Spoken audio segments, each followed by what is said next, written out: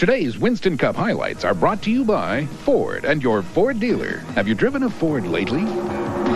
Before the 95,000 spectators on hand had a chance to take their seats, Johnny McFadden and Patty Moise collided in turn 4, bringing out caution. 11 more times the yellow would be displayed, including twice for brief rain showers. With the longest stretch of green flag racing being only 22 laps on the day, no clear-cut favorite could be determined, at least early on. It was determined, however, that it wouldn't be Kenny Schrader. While battling for second with Morgan Shepherd, the two made contact. Schrader was in the wall and out of the race. After falling back early, pole sitter Mark Martin finally made it to the front of the pack by lap 50.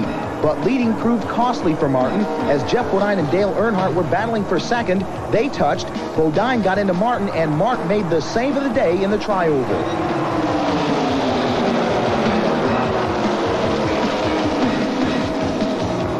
With carburetor restrictor plates on all engines, racing was close all day long.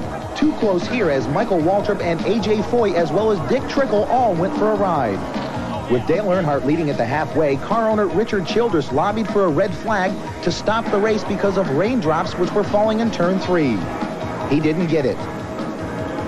Another major pileup occurred on lap 110 involving Richard Petty, Harry Gant, and Dale Jarrett, among others.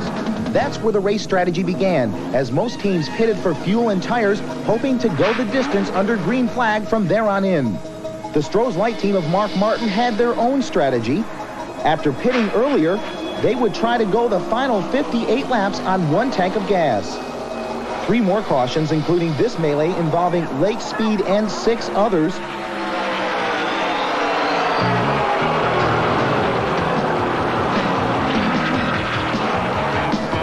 Speed walked away unhurt.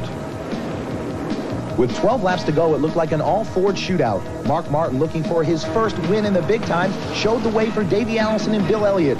But with 6 laps remaining, the gas was gone for Martin and his T-Bird, and Allison led the final 6 laps. Although challenged by a hard-charging Morgan Shepherd, Davey Allison went on to grab his second win of 1989.